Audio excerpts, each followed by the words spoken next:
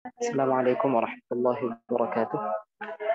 Alhamdulillah rabbil alamin wassalatu wassalamu ala asyrafil anbiya'i wal mursalin sayyidina wa maulana Muhammadin wa ala alihi wa ashabihi wa man tabi'ahum bi ihsan ila yaumiddin wa ba'd.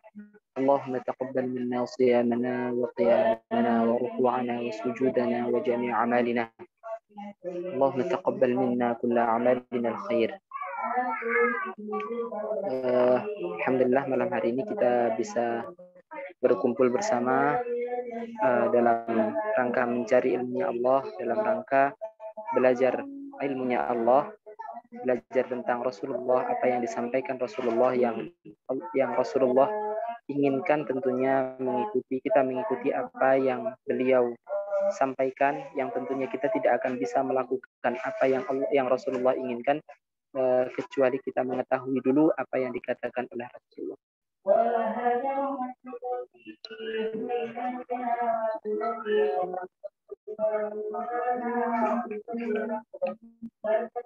Salam serta salam mudah-mudahan tetap terhaturkan kepada guru kita Nabi Muhammad sallallahu alaihi wasallam. Mari kita mulai majelis kita ini dengan bacaan Fatihah dengan harapan Allah memperbaiki kualitas hidup kita, Allah merahmati kita, Allah memaafkan dosa-dosa kita, dan Allah memudahkan semua yang akan kita lakukan, semua hal baik yang akan kita lakukan di Ramadan kali ini. A'udzubillahi minasyaitonir rajim. Bismillahirrahmanirrahim. Alhamdulillahi rabbil alamin arrahmanir rahim maliki yaumiddin. Iyyaka na'budu wa iyyaka nasta'in ihdinas siratal mustaqim siratal ladzina an'amta 'alaihim ghairil maghdubi 'alaihim waladdallin. Amin. Kita saat ini sudah masuk pada hadis ketiga, yang mana hadis kedua kemarin menceritakan tentang rukun iman, rukun Islam, kemudian apa itu ihsan, dan apa itu tanda-tanda hari kiamat, dan seterusnya. Dan kita sekarang memasuki pada hadis ketiga dari 42 hadis yang dikumpulkan oleh Imam An-Nawawi. Yakni nama beliau adalah siapa kemarin? Namanya beliau adalah Yahya bin Sharaf An-Nawawi. Kita lanjutkan al-hadis as-salis, hadis yang ketiga.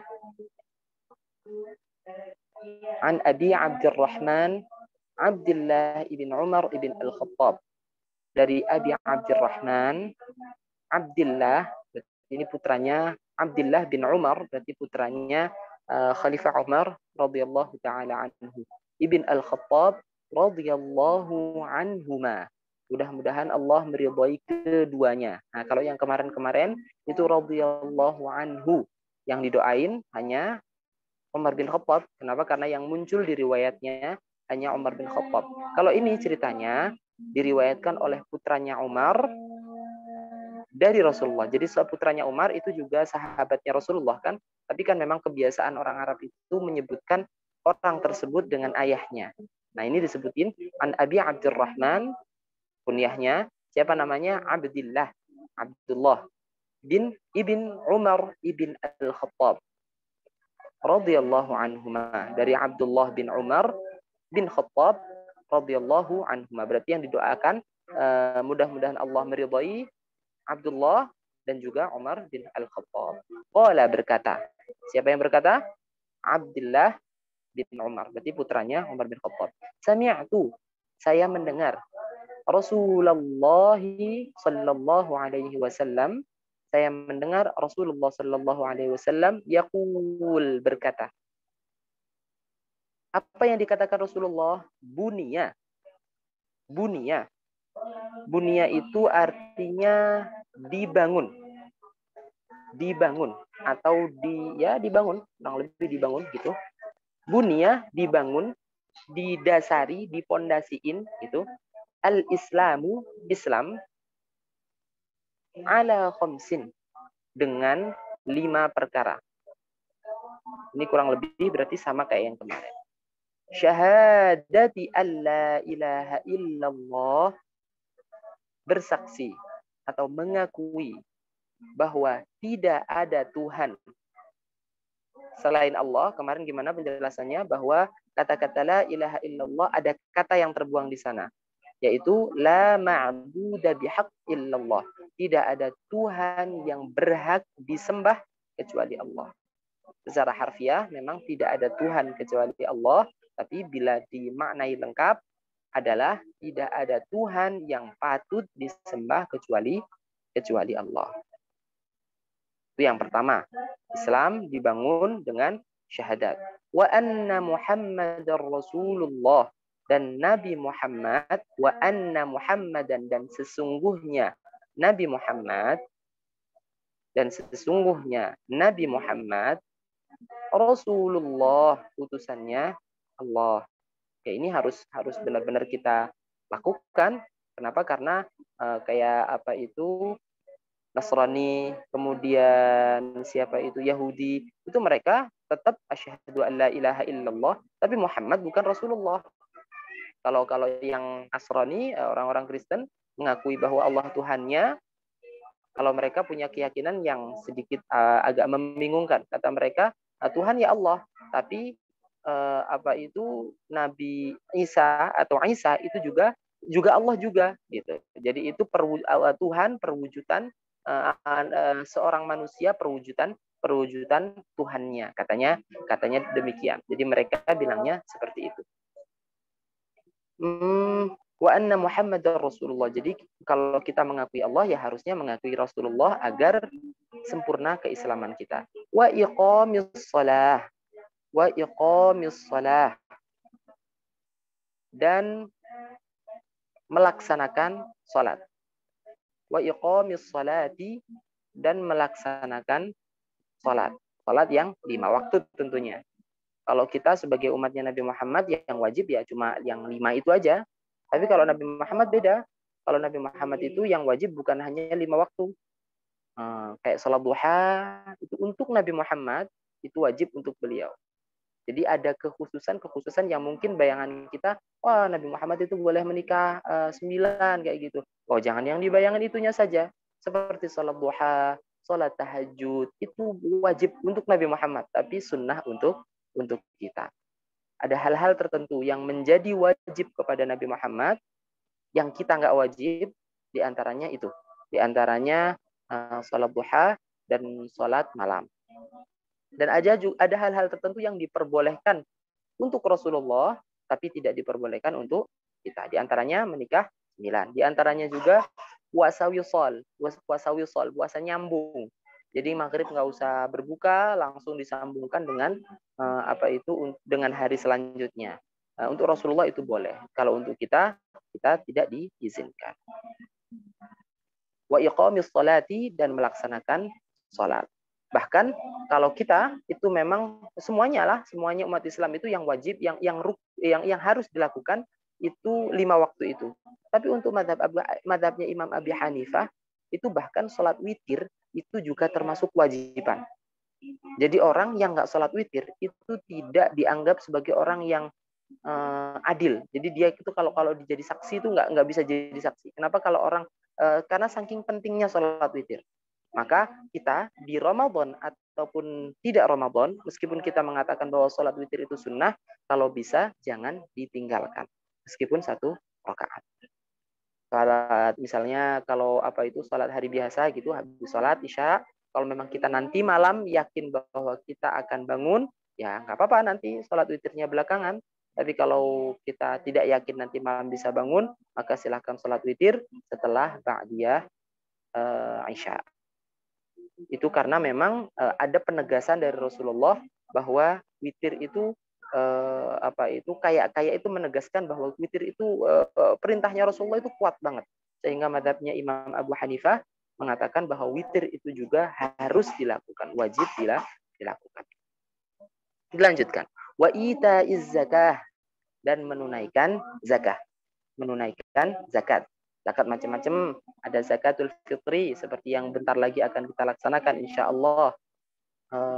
Oh iya, tentang zakatul fitri mungkin perlu sedikit disampaikan bahwa siapa yang wajib zakat fitri, yang wajib zakat fitri adalah orang yang ketemu sama akhir bulan Ramadan dan awal bulan Syawal.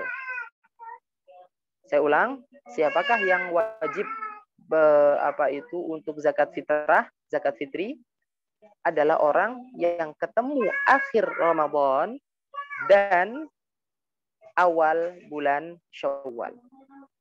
Jadi misalnya nih, ada bayi lahir habis maghrib. Berarti dia hanya ketemu bulan Syawal, tidak ketemu bulan Ramadan. Berarti dia nggak wajib zakat fitrah. Seperti itu.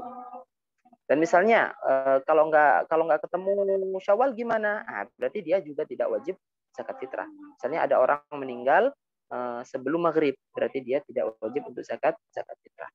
Kemudian zakat yang wajib juga ada zakat mal, kemudian ada zakat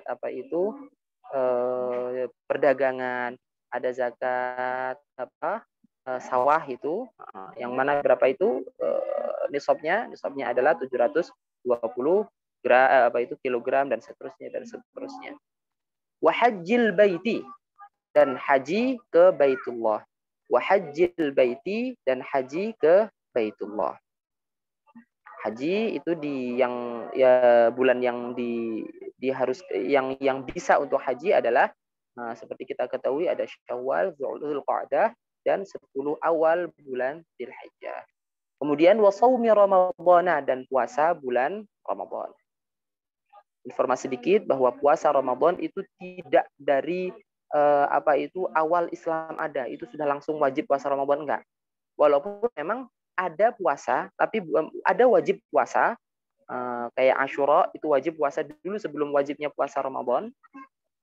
Maksudnya Ramadannya itu sendiri diwajibkan tidak dari awal Islam, tapi tahun kedua Hijriah itu baru diwajibkan puasa Ramadan. Yang mana sebelumnya itu bukan puasa Ramadan yang diwajibkan. Ada tetap puasa ada, meskipun caranya pun agak berbeda dengan cara yang sekarang kita ketahui. Selanjutnya, rawahul Bukhari wa Muslim, diriwayatkan, rawahu meriwayatkan pada hadis ini al-Bukhariyu, Imam Bukhari, wa Muslim, dan Imam Muslim. Itu biasanya sebutannya adalah muttafaqun alaih.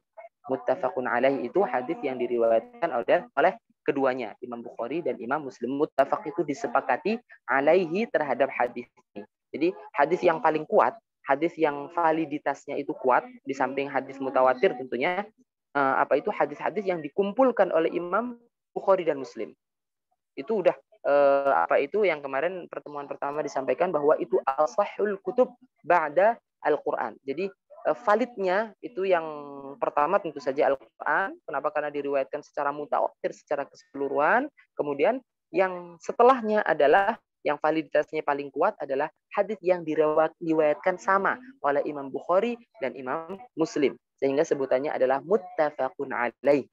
Disepakati atas hadis tersebut.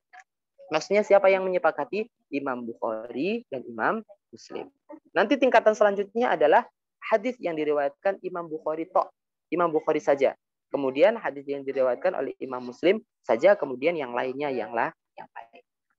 Al-haditsur rabi', hadis yang keempat. Bukan hadis arba'ah, masih ingat bahwa kalau urutan itu menggunakannya rabi', bukan arba'ah. Al-haditsur rabi', hadis yang keempat.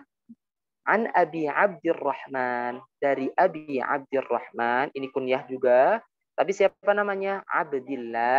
Abdullah ibn Mas'ud bin Mas'ud radhiyallahu anhuma, radhiyallahu anhu, karena ini tentang Abdullah bin Mas'udnya, Abdullah, bukan enggak menyertakan ayahnya beliau. Qala, berkata, siapa? Abdullah bin Mas'ud. Haddatsana, ngomong sama kita, gitu. Rasulullah, berbicara pada kita. Siapa yang berbicara? Rasulullah sallallahu alaihi wasallam. Wa huwa, beliau Nabi Muhammad itu as-shadiqu, adalah yang benar terhadap semua ucapannya. As-shadiqu, berarti Nabi Muhammad itu as-shadiqu, yang benar setiap ucapannya, nggak pernah bohong. Bahkan sejak sebelum jadi nabi, beliau itu sudah as-shadiqu, sudah benar terhadap semua yang dikatakan oleh Nabi Muhammad. al-masduqu, yang dibenarkan. Maksudnya yang dibenarkan adalah, saya ulang lagi, al-masduqu, yang dibenarkan terhadap apa yang turun kepada beliau. Maksudnya wahyu. Al-masduqu, yang dibenarkan. Nabi Muhammad itu dibenarkan atas apa? Atas semua yang diwahyukan kepada beliau. Intinya Rasulullah itu nggak bohong terhadap apa yang diwahyukan kepada beliau. Beliau tidak menyimpan wahyunya dan seterusnya. Apa yang dikatakan? Inna ahadakum. Sesungguhnya salah setiap kalian gitu. Inna ahadakum. Sesungguhnya setiap dari kalian. Inna ahadakum. Sesungguhnya setiap dari kalian yujma'u dijaga, yuhfadhu itu dijaga, yujma'u itu dijaga atau dikumpulkan, tapi lebih kepada dijaga. Di mana dijaga ya? Apanya yang dijaga? Khalquhu, apa ya? Penciptaannya. Ini menceritakan tentang fase manusia dalam janin, ini ceritanya. Khalquhu, materi penciptaannya, gitulah. Khalquhu, materi penciptaannya. Fi batni ummihi, pada perut ibunya. Saya ulang, inna ahadakum, sesungguhnya setiap dari kalian, yujma'u, dijaga. Apa yang dijaga? Khalquhu, berarti khalquhu ini menjadi subjeknya. Materi penciptaannya, berarti kalau diterjemah bebas, setiap dari kalian, materi penciptaannya itu dijaga atau dikumpulkan di mana? Fi batni ummihi. Fi artinya pada, batni ummihi, perut ibu kalian, ibunya, perut ibunya dijaga atau dikumpulkan di perut ibunya arba'ina yauman, 40 hari. Sebagai apa? Nutfatan, sebagai sperma. Nutfatan, sebagai sperma. Jadi proses pertama 40 hari jadi sperma gitu. Tsumma yakunu 'alaqatan. Tsumma yakunu 'alaqatan. Kemudian jadi 'alaqah. 'Alaqah itu segumpal daging. Meskipun nanti akan ada penyerang Islam, itu ada yang bilang, nggak benar itu, penciptaan nggak ada penciptaan istilah penciptaan segumpal darah itu nggak ada, kayak gitu. Mereka menyerangnya seperti itu. Namun yang namanya yang pertama yang harus kita yakini adalah semua yang dikatakan Allah dan Rasulullah itu pasti benar. Itu yang pertama harus kita yakini, bahwa yang dikatakan oleh Allah sama Rasulullah itu pasti benar. Meskipun penafsirannya bisa jadi berbeda-beda. Nah, kalau dulu manusia para ulama dulu menerangkan alaqah itu segumpal darah. Tapi asal kata dari alaqah, pernah dengar muallaq, kemudian alaqah itu sesuatu yang digantung. Sebenarnya secara bahasa itu juga bisa diartikan sebagai sesuatu yang digantung.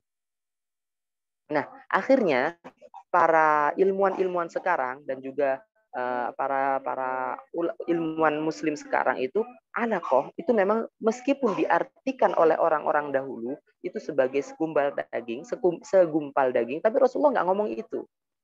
Rasulullah hanya bilang alaqah. Terus siapa yang menerjemahkan alaqah? Ya ulama-ulama atau para ilmuwan muslim di zaman itu. Tapi kan Rasulullah nggak ngomong. Apa arti alaqah itu? Nah, arti alaqah itu kalau dilihat dari bahasa, itu memang sesuatu yang menggantung. Akhirnya para orang-orang sekarang itu kalau mengartikannya, diartikan sebagai apa itu zigot. Zigot itu sesuatu yang menggantung di rahim perempuan. Jadi tidak mesti diartikan sebagai segumpal daging. Nah, itu sedikit tentang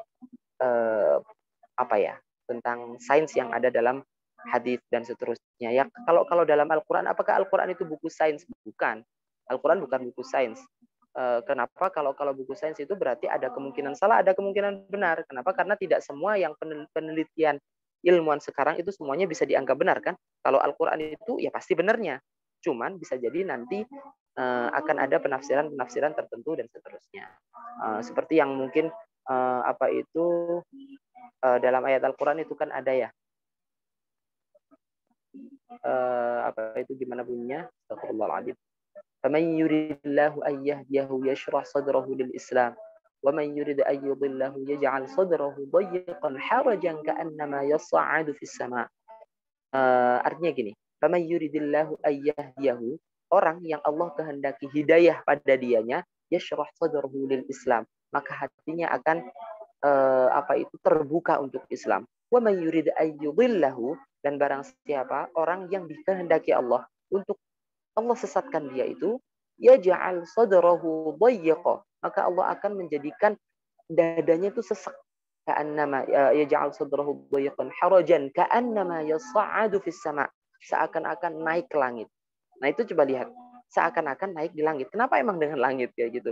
Padahal di saat itu kan tidak ada satupun orang yang bisa naik ke luar angkasa kan?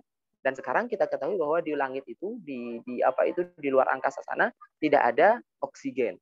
Nah, di ayat itu memberikan isyarat bahwa di langit itu dada akan menjadi sesek. Kenapa? Karena nggak bisa nafas. Nah, yang semacam itu kan tentu saja tidak bisa dipahami oleh orang-orang terdahulu. Namun Allah kan nggak ngomong apa-apa. Allah hanya menerangkan tentang hidayah dan dengan yang orang yang tidak diberikan hidayah. Tapi Allah kayak itu menyiratkan tentang hal itu, dan memang jelas banget yang semacam itu. Seperti halnya tentang hadis ini, Rasulullah memang bilangnya alaqah. Orang-orang di zaman itu memahaminya bisa jadi seperti itu, tapi kan Rasulullah nggak ngomong bahwa alaqah itu adalah segumpal daging. Kurang lebih seperti itu. Mithla dzalik. Saya ulang, summa yakunu alaqatan, kemudian jadi alaqah. Kenapa? Makanya akhirnya saya pertama tadi bilang menerjemahkannya ya udah alaqah aja. Alaqah itu apa? Wallahu alam. Karena bisa jadi semakin hari kemudian akhirnya ditemukan hal yang berbeda dan seterusnya. Wallahu alam. Tsumma yakunu alaqatan, kemudian jadi alaqah. Kalau dulu diartikan sebagai segumpal darah. Mithla dzalika, seperti itu maksudnya 40 hari tadi. Lanjut. Tsumma yakunu mudghatan, kemudian menjadi segumpal daging. Mithlu dzalika, seperti 40 hari tadi. Jadi 40 tambah 40 tambah 40.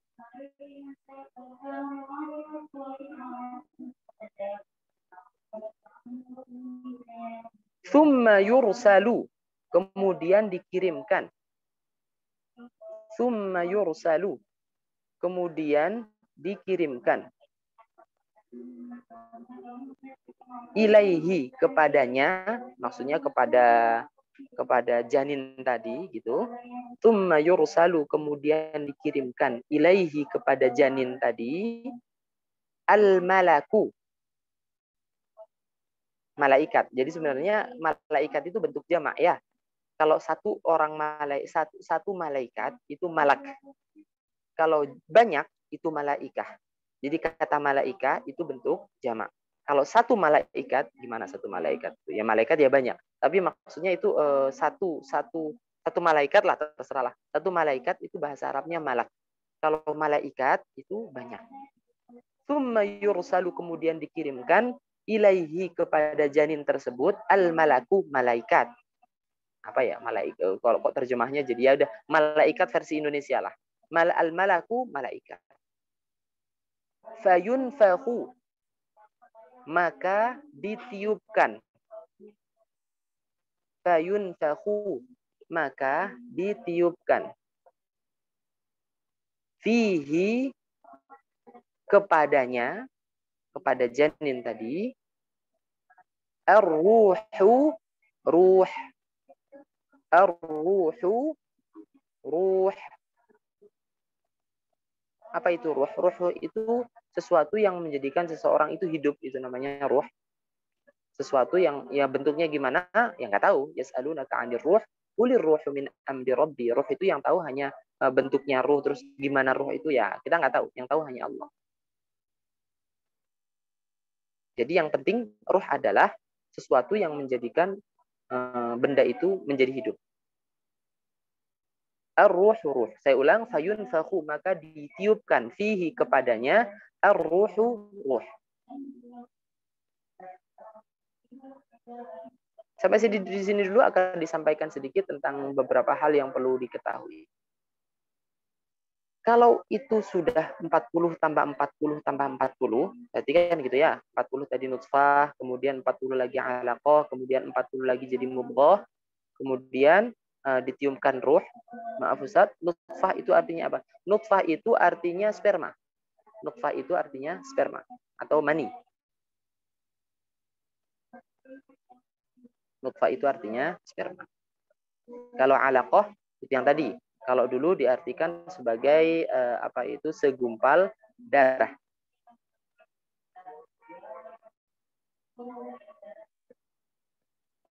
Ya, ada yang ketinggalan lagi?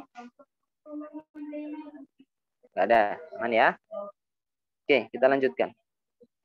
Mungkin ada beberapa hal yang perlu diketahui sampai di sini. Ketika itu sudah genap atau sudah ditiupkan roh di sana, itu ulama sepakat janin itu nggak boleh diaborsi. Udah biarin. Seandainya mati, kalau seandainya meninggal, ya berarti apapun itu pokoknya tidak boleh diaborsi. Tapi kalau kurang dari itu, berarti kalau misalkan masih proses belum ditiupkan rohnya, di sana masih ada perbedaan pendapat di antara ulama. Kalau memang itu dibutuhkan untuk misalnya nih ibunya kalau nggak diaborsi, akhirnya ibunya akan berbahaya pada ibunya karena bla bla bla bla secara kedokteran. Nah itu kalau belum sampai ditiupkan roh menurut hitungan, maka itu masih tidak apa-apa menurut sebagian ulama.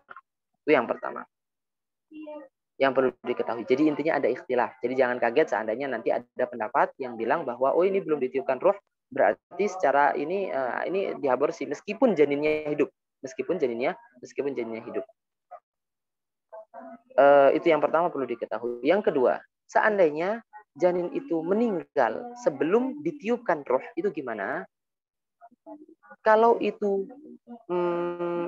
meninggal sebelum fase ditiupkan ruh ini, berarti sebelum 40 misalnya 40 pertama atau 40 kedua kayak gitu, maka kalau yang seperti itu hanya wajib dikafani kemudian dikuburkan saja tanpa perlu dimandikan.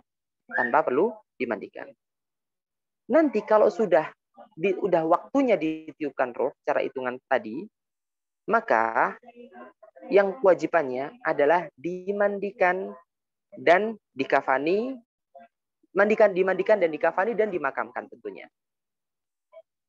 Dimandikan, dikafani, kemudian dimakamkan. Gitu ya. Itu kalau ternyata lahir tapi meninggal gitu. Kalau tidak ada pergerakan, kemudian tidak teriak. Jadi udah ditiupkan ruh, kemudian saya perjelas lagi ya. Misalnya ditiupkan ruh, udah waktunya ditiupkan ruh, kemudian lahir tapi sama sekali tidak ada tangisannya, tidak bergerak sama sekali kayak gitu. Maka kewajibannya dimandikan, dikafani, dimakamkan. Tapi kalau nanti udah lahir terus kemudian nangis, kemudian lahir, kemudian nangis, nah apa yang dilakukan? Yang dilakukan itu nanti lengkap. Berarti dimandikan, disolatkan, dikafani, lalu dimakamkan. Saya ulang. Kalau belum 4 bulan, kalau belum ditiupkan ruh, maka kewajibannya hanya dikafani dan dimakamkan. Kalau sudah ditiupkan ruh waktunya, maka dan lahir kemudian tidak ada tanda-tanda kehidupan saat lahir, maka hanya dimandikan, kemudian dikafani dan dimakamkan. Terus kalau ada tanda-tanda kehidupan waktu lahir tadi, misalkan nangis, misalkan bergerak, dan seterusnya, maka yang dilakukan adalah ditambah disolatin. Berarti dimandikan, disolatkan, dikafanin, dan dimakamkan. Dikafanin dulu ya berarti ya. Pokoknya intinya itu. Berarti dimandikan, dikafankan, kemudian disalatkan, kemudian dimakamkan. Tuh. Itu yang perlu diketahui. Terus terakhir yang perlu diketahui, kalau yang berhubungan dengan nifas misalnya, yang berhubungan dengan nifas, maka kalau nanti si janin tadi sudah berupa alaqah nih, sudah jadi alaqah atau jadi mudghah, kan bisa jadi bayi itu jadinya tidak berkembang kan ya, maka tidak jadi alaqah dan tidak jadi mudghah. Misalnya apa itu bayi anggur itu loh, pernah dengar ya? Ibu tentunya sudah lebih tahu daripada saya. Misalnya itu bayi anggur. Nah, itu berarti darah yang keluar tidak dianggap nifas. Berarti dianggap sebagai darah kotor, berarti tetap sholat dan seterusnya. Tapi kalau sudah mencapai sudah jadi alaqah atau sudah menjadi mudghah, maka ketika itu keguguran, maka dia darah yang keluar itu juga nifas. Maka ketika nifas berarti nggak boleh sholat, kemudian yang nggak boleh puasa dan seterusnya. Apa? Kalau keguguran atau dikuret sebelum ditiupkan ruh, apa yang dilakukan? Itu tadi gini, sebelum ditiupkan ruh yang dilakukan kalau sebelum ditiupkan ruh berarti sebelum fase ditiupkan ruh ya berarti dia dimandikan, dikafan tanpa dimandikan, berarti dikafani saja kemudian dimakamkan, dikafani saja dan dimakamkan. Itu kalau sebelum ditiupkan ruh. Kalau sudah ditiupkan ruh berarti ditambah dimandikan. Kalau ada tanda kelahiran, waktu lahir itu ada tanda kehidupan, ada tanda kehidupan, misalnya dia nangis, misalnya dia bergerak, maka lengkap. Dimandikan, dikafankan, disolatkan, dan terakhir dimakamkan. Itu kalau masalah janin tadi. Kalau masalah misalnya ada darah yang keluar setelah melahirkan tadi, saya ulang, bila sudah menjadi alaqah atau menjadi mudghah, maka darah yang keluar misalnya dikuret gitu ya, dikuret, maka darah yang keluar adalah darah nifas. Berarti nggak boleh sholat, nggak boleh puasa dan seterusnya. Kalau itu belum menjadi alaqah dan juga belum menjadi tapi kadang bentuknya baru gumpalan daging bercampur darah atau jaringan. Hilang tulisannya, saya baca lagi. Saya baca lagi ya. Tapi kadang bentuknya baru gumpalan daging. Gumpalan daging kan sudah berarti menjadi mudghah kan ya. Kalau sudah menjadi belum berbentuk janin lengkap, apakah harus dimandikan? Nah, itu Nah, nggak usah dimandikan. Kalau itu masih menjadi mudghah, berarti kan kalau gumpalan daging ya. Kalau gumpalan daging kan berarti masih jadi mudghah.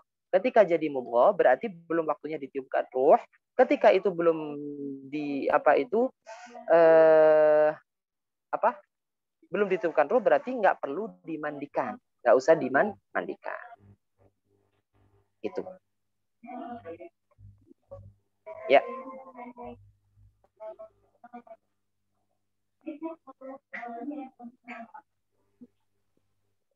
Oke, baik. Kita berhenti sampai di sini dulu.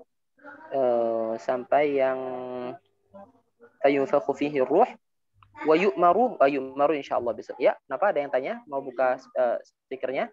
Monggo kalau mau tanya. Oh ya, nggak sengaja. Tadi Ustaz, maaf yang anggur tadi di mana Ustaz? Yang hamil. Yang apa? Hamil anggur. Oh, itu yang misalnya. Tadi hamil anggur.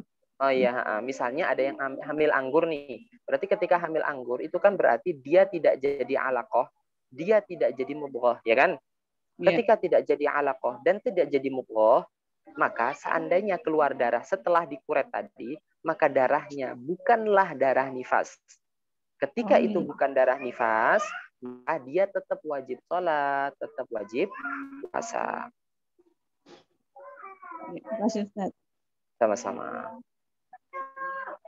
Oke, baik, kita berhenti sini dulu sampai fayunfakhu fihi ruhu. Sampai berhenti di sini, insyaallah kita lanjutkan besok.